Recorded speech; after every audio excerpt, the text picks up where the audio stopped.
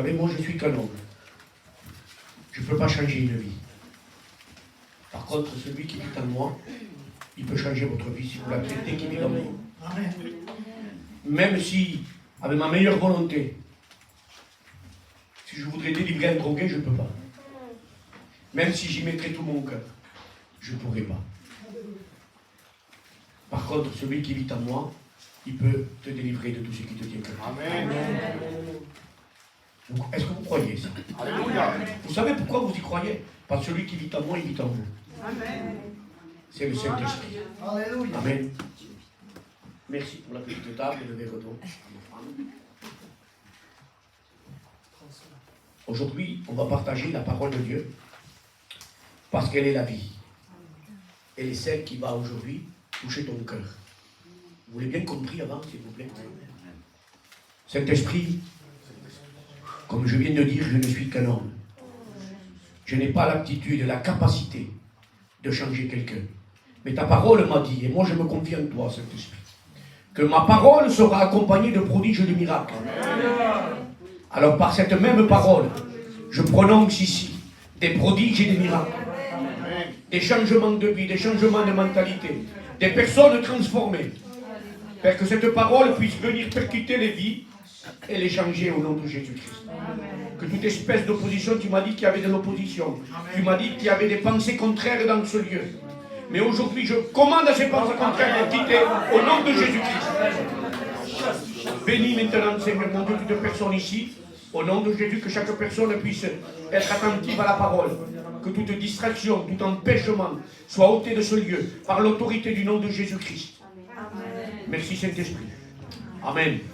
Alléluia. La parole que je vais vous apporter, vous savez, David il me le dit tout le temps, je donne un titre. Moi, je donne un titre à mes messages, parce qu'à travers le titre que je vais vous donner, vous allez déjà rentrer un peu dans le message. Et le titre, c'est « La bonne semence ». Et on va commencer par une lecture dans l'évangile de Marc. On va faire dans le même chapitre, on va lire le chapitre 4, verset 3 à 9, et après on lira du verset 14 au verset 20. Gloire à Dieu. Alléluia. Écoutez. Déjà, ça commence fort. Écoutez. Amen. Un semeur sortit pour semer, et comme il semait, une partie de la semence tomba le long du chemin. Les oiseaux du ciel vinrent et la mangèrent. Une autre partie tomba dans un endroit pierreux, où elle n'avait pas beaucoup de terre. Elle leva aussitôt, parce qu'elle ne trouva pas un sol profond. Mais quand le soleil parut, elle fut brûlée et sécha, faute de racines. Une autre partie tomba parmi les épines. Les épines montèrent et l'étouffèrent. Elle ne donna point de fruits. Une autre partie tomba dans la bonne terre. Alléluia. Elle donna du fruit qui montait et croissait. Elle rapporta 30, 60 et 100 pour un. Et après je lis au verset 14. Le semeur sème la parole.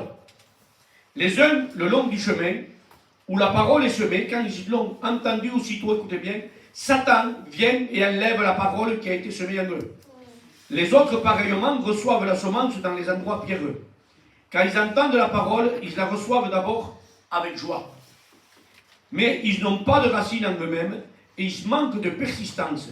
Et dès que survient une tribulation ou une persécution à cause de la parole, ils trouvent une occasion de chute. D'autres reçoivent la parole parmi les épines, ce sont ceux qui entendent la parole, mais en qui les soucis du siècle, la séduction des richesses et l'invasion des autres convoitises étouffent la parole et la rendent infructueuse. D'autres, amen, reçoivent la semence dans la bonne terre, ce sont ceux qui entendent la parole, la reçoivent, portent du fruit, 30, 60 et 100 pour un. Amen. Amen. Amen. Il y a quelques jours de ça, je suis parti à Sijan, donc en même temps qu'on est parti au séminaire à Perpignan. Et à Sijan, il y a un parc animalier. Vous connaissez ce parc animalier?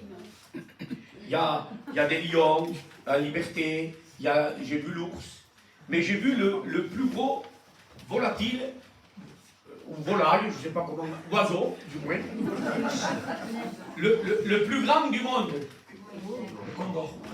Il fait 2,75 m, il peut aller jusqu'à 2,75 m, 150 kg. Votre culture ne vous dit pas qu'est-ce que c'est? Eh bien, c'est l'autruche d'Afrique.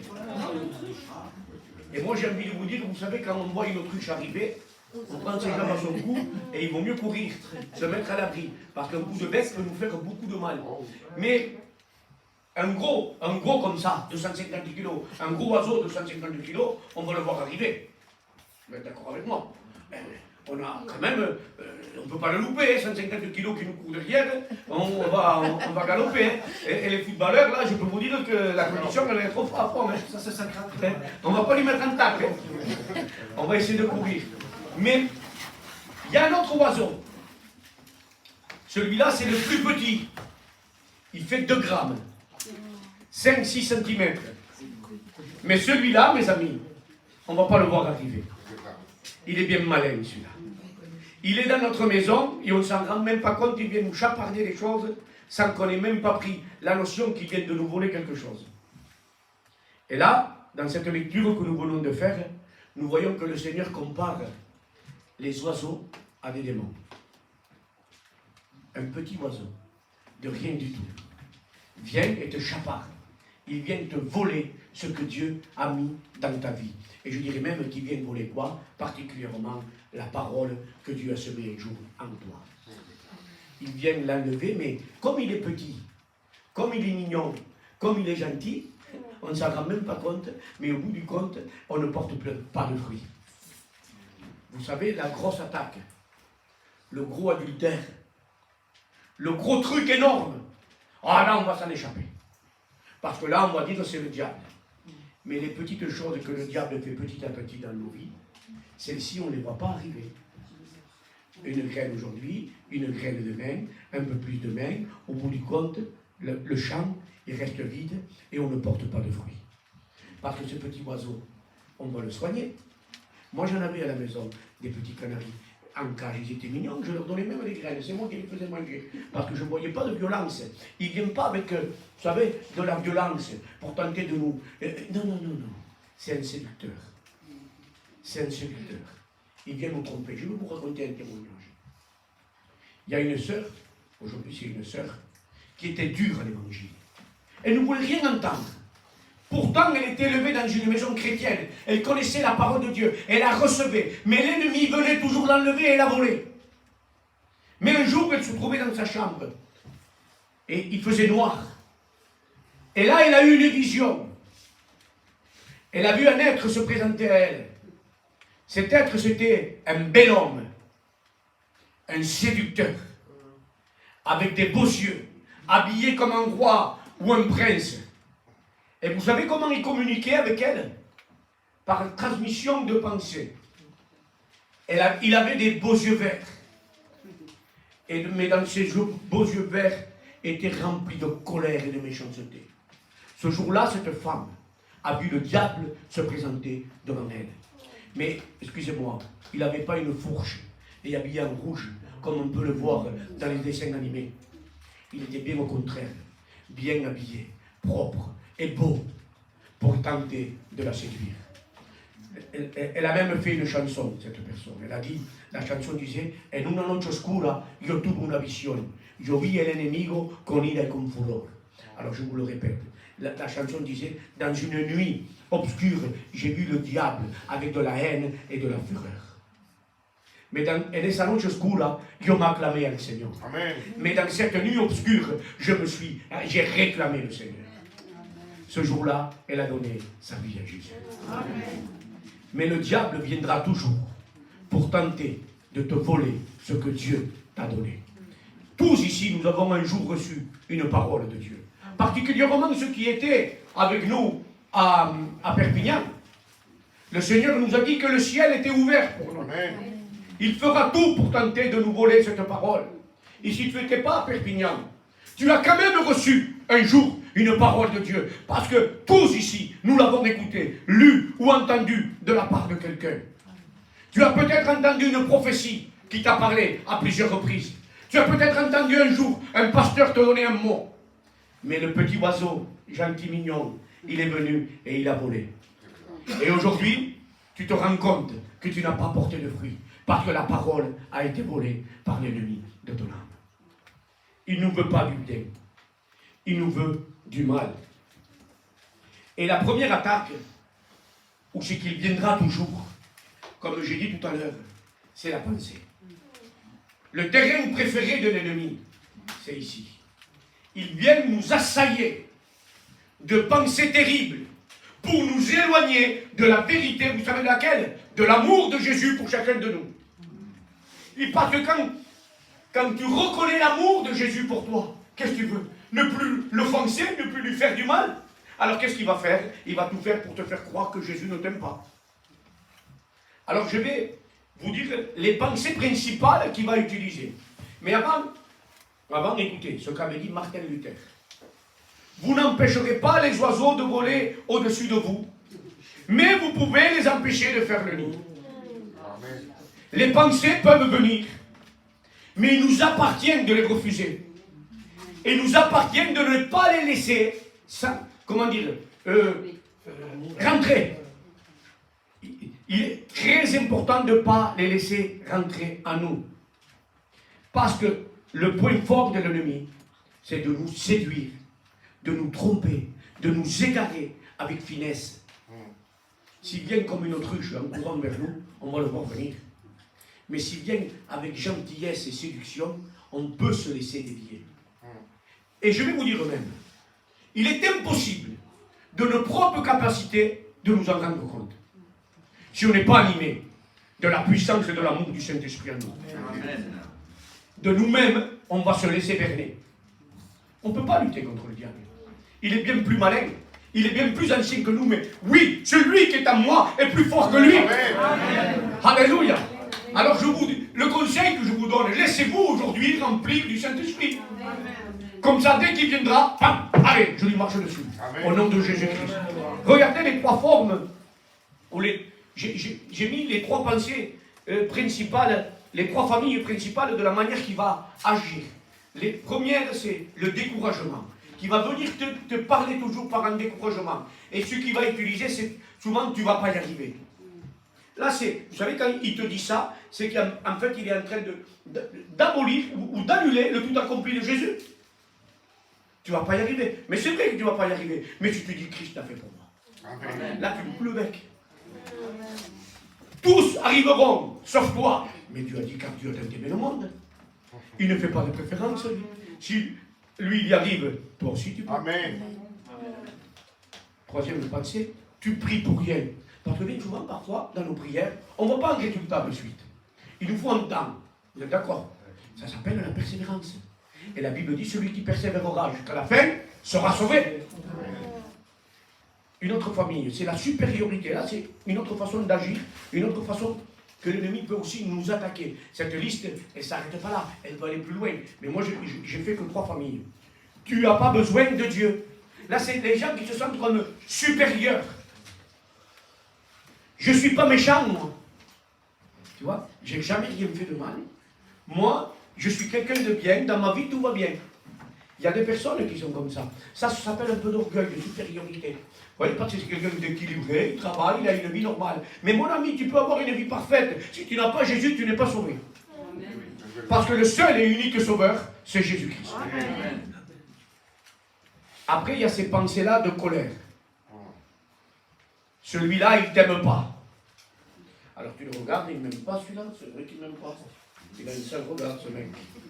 Et il va agir comme ça. Tu ne devrais pas l'aimer. Ne le pardonne pas. Tu te rappelles ce qu'il t'a fait il y a 10 ans? Et là, toi, dans ta tête, tu laisses demeurer cette pensée. Et c'est pour ça que la parole de Dieu ne peut pas porter de fruits. Tu t'es pas rendu compte de ce petit oiseau, il a fait le nid. Et quand il a fait le nid, il niche, il est tranquille. Alors au nom de Jésus-Christ, qu'aujourd'hui, tout ce que l'ennemi a voulu nous voler, que ça nous soit restitué. Amen. Par le nom de Jésus-Christ. Amen. Alors de quelle manière? Je vais vous donner quand même une tactique de l'ennemi et je vais dévoiler un piège. Vous savez que le diable, il ne peut pas lire dans nos pensées. Par contre, il va lire dans notre attitude et notre comportement. Qu'est-ce qu'il va faire? Il va t'envoyer par exemple une pensée de colère. Si tu réagis à cette pensée, ouais c'est vrai, nanani, nanana, tu te mets en colère. Il va te bombarder de pensées de colère. Par contre, s'il y a la colère, à la pensée de colère qui t'envoie, tu lui dis stop. Tu lui résistes. Il va être obligé de retrouver une autre tactique pour essayer de revenir t'assailler. Alors regarde, Jacques 4,7 nous dit, soumettez-vous donc à Dieu, résistez au diable, et il fuira loin de vous. Ça veut dire quoi? Il est important, dès que la pensée commence à rentrer, à lui dire au nom de Jésus-Christ, je t'expulse d'ici. Amen. C'est ça. Ensuite, 2 Corinthiens 10,5. Nous amenons toute pensée captive à l'obéissance de Christ. Alléluia. Il est important, donc, dès qu'arrive une mauvaise pensée, de lui dire, je suis à l'abri de Christ. Christ en moi. Et là, la mauvaise pensée, elle part. Et si elle revient, tu recommences. C'est ça le combat du chrétien. Ne croyez pas que c'est tous les jours rose, que c'est tous les jours facile. Il y a au contraire un combat permanent qui nous attend pour pouvoir garder la parole de Dieu. Alors, les petits oiseaux aujourd'hui, vous pouvez les nourrir, ceux qui sont dans la nature. Mais ceux qui viennent vous tourmenter, vous faire du mal, vous devez les réprimander au nom de Jésus. Amen. Amen. Laissez-moi boire un coup. Le deuxième point, c'est les personnes qui reçoivent la parole dans les endroits pierreux. Les personnes qui reçoivent la parole dans les endroits pierreux, alors ce sont des personnes qui tout de suite ils sont touchés. Elles arrivent, la parole de Dieu, ils sont vraiment ils sont touchés, et même je dirais que même nous, on est touchés aussi de les voir touchés. Alors, on dirait qu'ils sont touchants même, tellement qu'ils sont touchés, parce que tout de suite, oui, tout de suite, qu'est-ce qui se passe? Alléluia, Amen, gloire à Dieu, tu les vois, mais demain je le baptise. Demain je le baptise, presque. Tu te laisses même toi emporter par leur enthousiasme, tellement qu'elles sont touchées. Mais il n'y a rien de changé à l'intérieur. Alors pour le moderniser, j'ai dit, ils ont une connexion rapide. La batterie, la charge du téléphone monte vite, mais dès qu'elle part, la charge redescend à zéro. Parce qu'il n'y a pas de fondement et de profondeur. Il y a elle est touchée superficiellement. Mais l'intérieur n'est pas changé. Dieu veut changer l'intérieur du cœur. Amen. J'ai une deuxième réflexion, et cette deuxième réflexion vraiment aussi, elle m'a touché. Et je crois que celle-ci, vraiment c'est comme une forme de révélation que j'ai touchée, que le Seigneur m'a montré. Les chemins pierreux, quand on reçoit la parole de Dieu dans les chemins, comme si notre cœur serait avec des pierres, ça représente également quelque chose d'important. C'est que notre cœur peut être tellement blessé, parce que la pierre représente se meurtrir et se faire du mal. Et la parole de Dieu, elle vient, elle nous touche, mais on est tellement blessé, en sang, brisé, qu'elle ne peut pas porter de fruits. Parce que notre superficiel, et notre émotionnel est sensible, mais le fond de notre cœur est fermé. Vous savez pourquoi? Parce qu'il est rempli de pierres, et au lieu de dire de pierres, de souffrance. Alors ces personnes-là, elles ont besoin pour que, enfin, elles portent du fruit, qu'elles reçoivent, vous savez quoi? La guérison. Et la guérison, c'est quoi? C'est que Jésus descend dans le cœur et qu'il enlève les pierres. Afin que la parole de Dieu, alléluia, écoutez bien, qu'elle puisse produire du fruit à la gloire de Dieu. On a besoin de guérison. Amen. Amen. Pour que la parole puisse enfin porter du fruit. Et moi, je crois que le Seigneur, à tous ceux qui disent, je n'en peux plus, il les comprend particulièrement. Bien souvent, peut-être tu as dit, j'en peux plus. Ça fait des années que j'écoute la parole, mais qu'il n'y a pas de fruit qui se crée. C'est parce que ma soeur, mon frère, tu as besoin d'être guéri. Et les pierres de ton cœur doivent être enlevées. La parole de Dieu nous dit, dans Ézéchiel 11, 19, écoutez bien. J'ôterai de leur corps le cœur de pierre et je leur donnerai un cœur de chair. Enfin, pour que tu portes du fruit. Alors, ta situation, certaines personnes, je les connais, d'autres, je ne les connais pas, mais tu as besoin de guérison et non de jugement. Amen. Tu n'as pas besoin qu'on te condamne parce que tu n'as pas porté de fruits, parce que Dieu comprend pourquoi tu n'as pas porté de fruits. Parce que tu étais certainement tellement blessé qu'aujourd'hui, tu t'es éloigné de l'église. Mais le Seigneur te dit reviens. Parce que si l'Église t'a jugé, moi je ne te condamne pas. Ça c'est la parole de Dieu. Alléluia. On applaudit Jésus. Ne l'applaudissez pas, moi. J'aime pas. Applaudissez Jésus, d'accord? La gloire lui appartient. Moi je ne suis qu'un homme.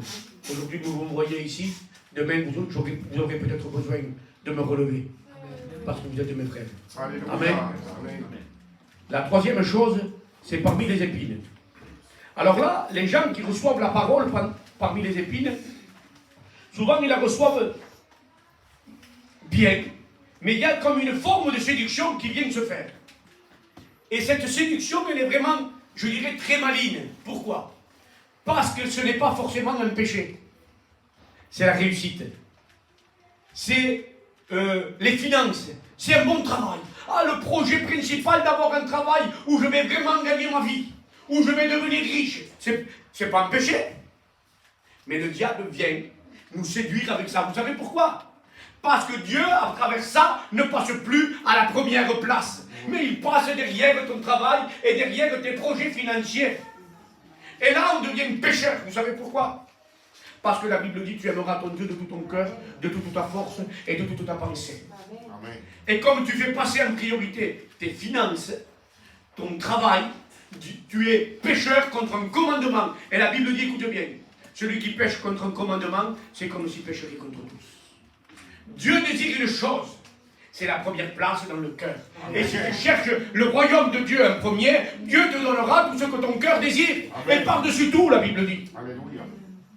Alors oui, il y avait un homme dans la Bible, je veux le lire, dans Marc 10, verset 17, que je vais vous lire, vous avez le temps, moi aussi.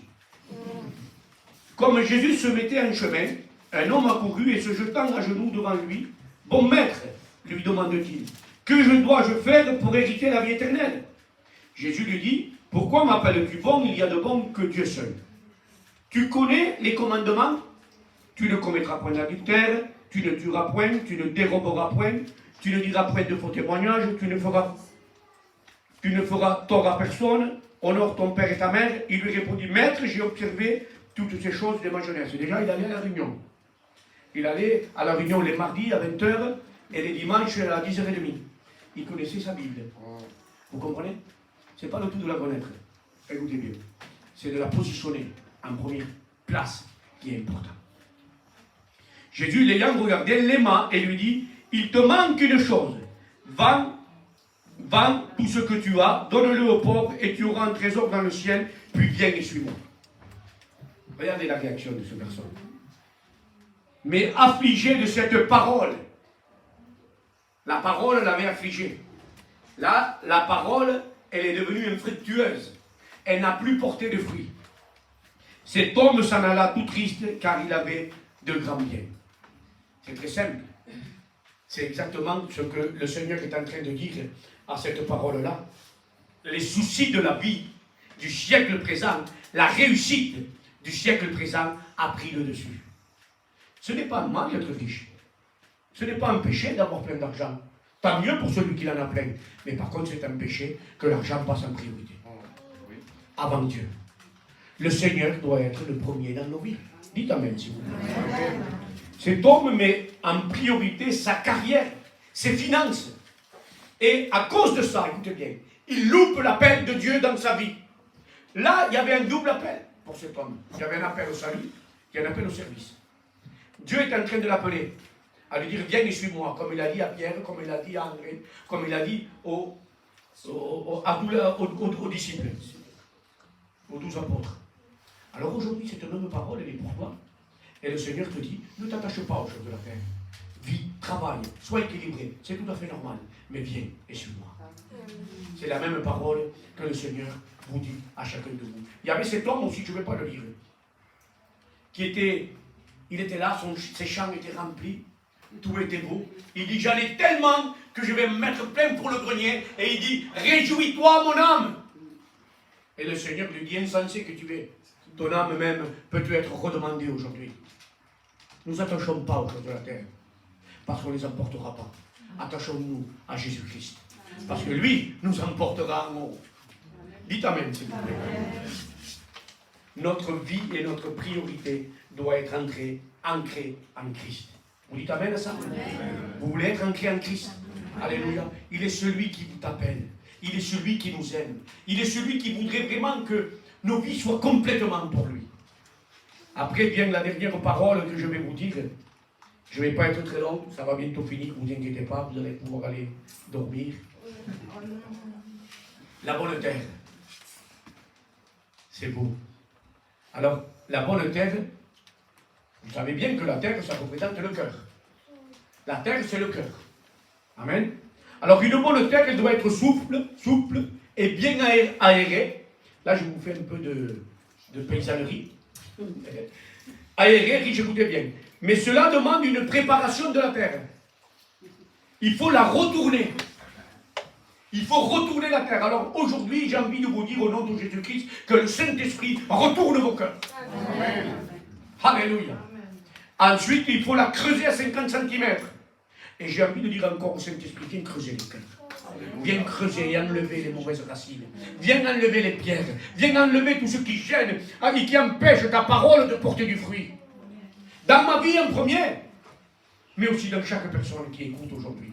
Au nom de Jésus. Que le Seigneur puisse venir enlever les pierres, les mauvaises racines, les grosses mottes qui empêchent le Saint-Esprit de toucher et d'agir. Que le Seigneur vienne enlever les colères, les haines, les méchancetés, les impuretés dans nos vies. Nous en avons besoin afin que la parole, amen, puisse porter du fruit en abondance. 1 pour 10, 60, 100. Alléluia, que c'est beau. Mais vous savez qu'on ne peut rien faire sans Dieu. La Bible dit que sans Jésus, on ne peut rien. Et aujourd'hui, ce Jésus, eh bien, il est présent. Je vous en conseille, je vous en supplie, profitez de sa présence pour dire Jésus, agis dans mon cœur. Change-moi.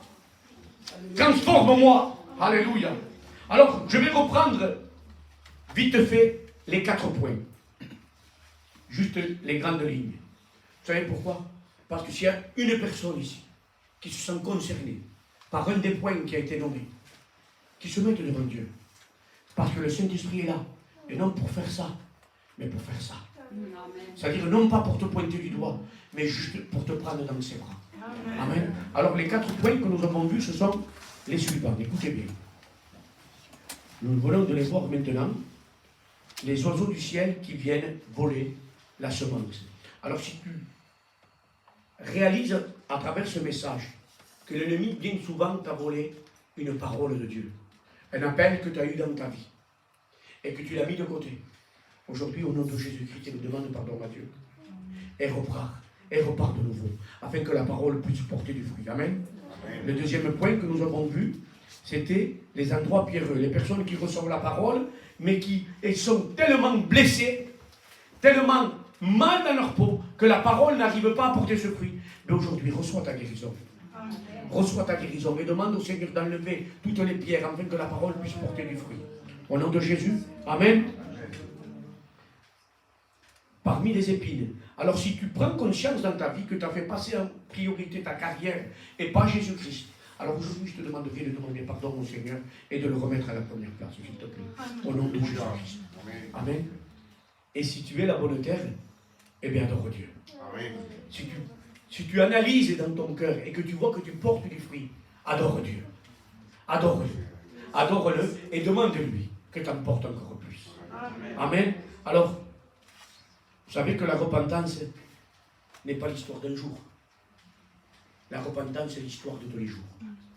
Et tous les jours, nous devons vivre dans une forme de repentance. Non une repentance de culpabilité, une repentance juste de remise à niveau. Une repentance qui nous donne à dire Seigneur, tous les jours, je dois avancer avec toi. Alors, on prie le Seigneur ensemble. Père éternel, je te rends grâce. Père éternel,